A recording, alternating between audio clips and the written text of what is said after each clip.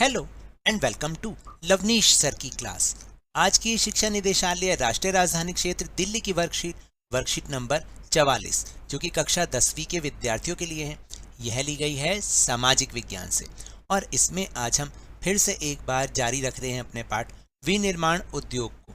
तो चलिए जल्दी से बिना समय गवाए शुरुआत करते हैं मेरे साथ और समझने की कोशिश करते हैं। तो प्यारे विद्यार्थियों, पिछले कार्यपत्रक में हमने उद्योगों की अवस्थिति के संदर्भ में जानकारी प्राप्त की।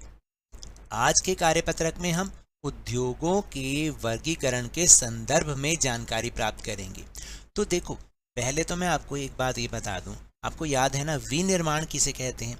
विनिर्माण कहते हैं यानी या विनिर्माण उद्योग ऐसे उद्योग कहलाते हैं जिनमें कच्चे माल को लेकर उसको तैयार माल में बदला जाता है।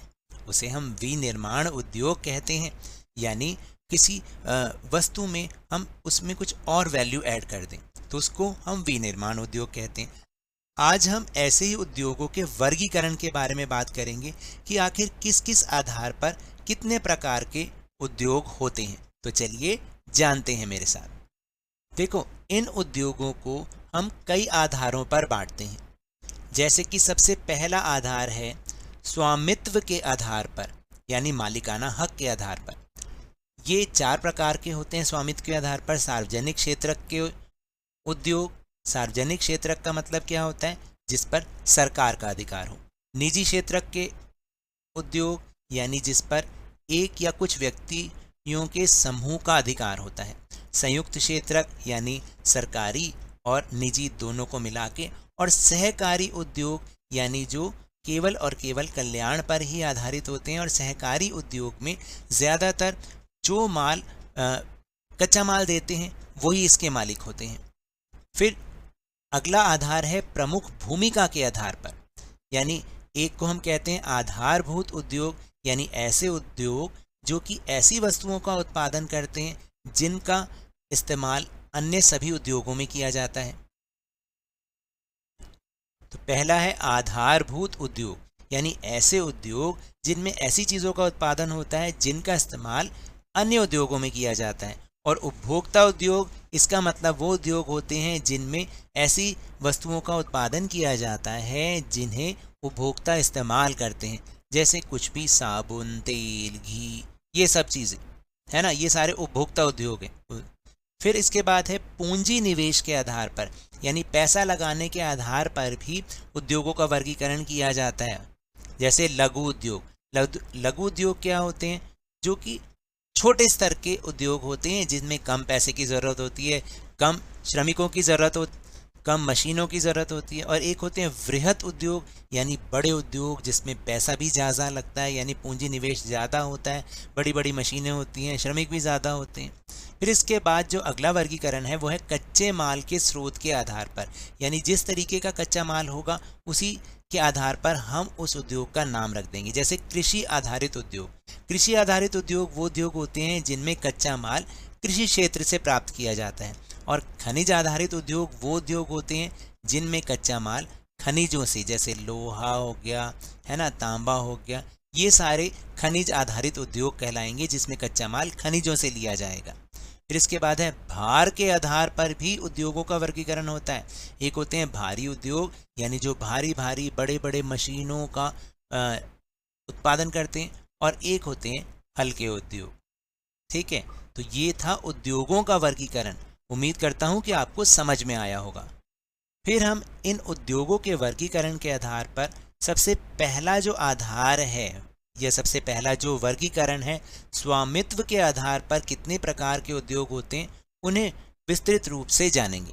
तो चलिए जानते हैं। स्वामित्व के आधार पर मैंने आपको बताया कि 4 प्रकार के उद्योग होते हैं: सार्वजनिक उद्योग, निजी उद्योग, संयुक्त उद्योग और सहकारी उद्योग। तो पहले हम जानते हैं कि सार्वजनिक उद्योग क्या होते हैं। सरकारी एजेंसियों द्वारा प्रबंधित तथा सरकार द्वारा संचालित उद्योग।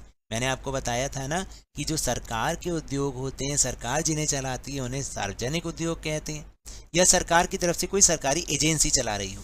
जैसे भारत हेवी इलेक्ट्रिकल लिमिटेड, जिसको हम शॉर्ट फॉर्म में BHEL यानी कि भेल भी कहते हैं।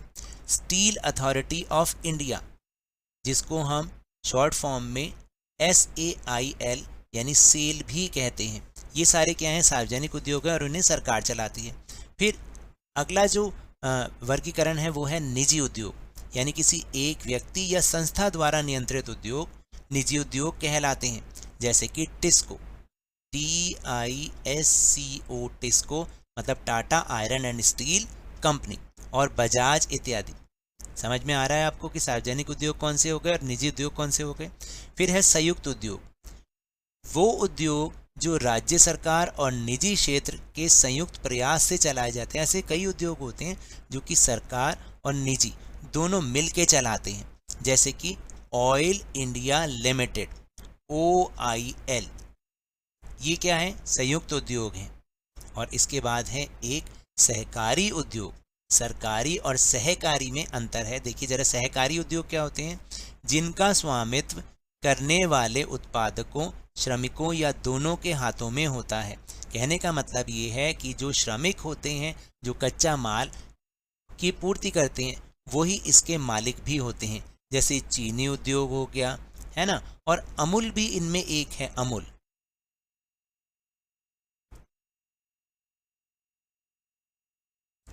इसकी पूरी फुल फॉर्म क्या है, आनंद मिल्क यूनियन लिमिटेड। तो इसमें जो दूध को प्रोवाइड कराते हैं, आपूर्ति करते हैं, वही इसके मालिक भी हैं। तो ये हो गए सारे सहकारी उद्योग। चलिए अब चल रहे हैं अपने प्रश्नोत्तर पर। पहला प्रश्न है, उद्योगों के वर्गीकरण पर एक नोट लिखिए। तो अभी ऊपर जो हमने पहला भाग वर्कशीट का समझा वो इसी का उत्तर है। तो एक बार इसको फिर से देख लेते हैं। तो आपने कैसे लिखना है, उत्तर में लिखना है, ये है आपका उत्तर नंबर 1, उद्योगों का वर्गीकरण। इस पर एक नोट लिखना है। तो आप ऐसे लिखिए, उद्योगों का वर्गीकरण, और आपको ज़्यादा एक्सप्लेन करने की ज़रूरत नहीं है। आप पहला आधार लिखेंगे स्वामित्व के आधार पर, और फिर उसके पॉइंट्स बना के लिखेंगे। नंबर 1 सार्वजनिक क्षेत्रक, नंबर 2 निजी क्षेत्रक, नंबर 3 संयुक्त क्षेत्रक, और नंबर 4 सहकारी उद्योग। फिर इसके बाद अगला लिखेंगे प्रमुख भूमिका के आधार पर उद्योगों का वर्गीकरण। नंबर 1 आधारभूत उद्योग, और नंबर 2 उपभोक्ता उद्योग।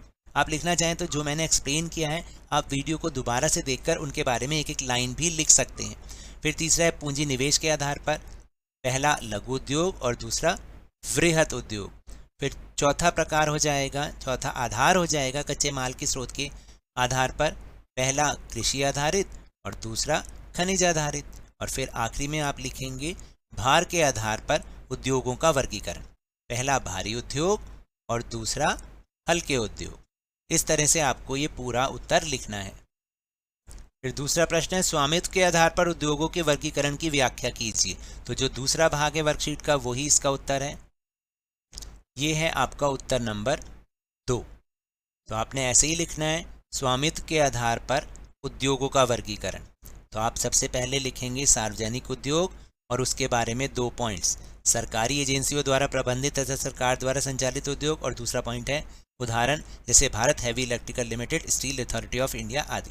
फिर दूसरा पॉइंट जो लिखेंगे वो लिखेंगे निजी उद्योग, और उसका पहला पॉइंट किसी व्यक्ति या संस्था द्वारा नियंत्रित उद्योग, और टिस्को और बजाज इसके उदाहरण हैं। फिर अगला पॉइंट लिखना संयुक्त उद्योग की वैसे उद्योग जो राज्य सरकार और निजी क्षेत्र के संयुक्त प्रयास से चलाए जाते हैं, और दूसरा इसका पॉइंट हो जाएगा कि जैसे ऑयल इंडिया लिमिटेड आदि।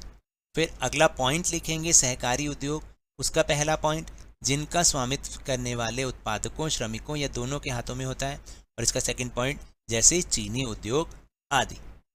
इस तरह से आप दोनों प्रश्नों का उत्तर देंगे। ये तो थी आज की वर्कशीट। अगर मेरे इस तरह समझाने से अब आपको समझ में आने लगा है ना, तो इस चैनल और वीडियो को लाइक कीजिए, शेयर कीजिए, और अगर आप नए हैं तो सब्सक्राइब भी कर लीजिए। और टेलीग्राम ऐप पर हमारा चैनल लवनीश सर की क्लास, उसको ज्वाइन करना ना भूलें, जिसका लिंक आपको इसी वीडियो के डिस्क्रिप्शन बॉक्स में मिल जाएगा।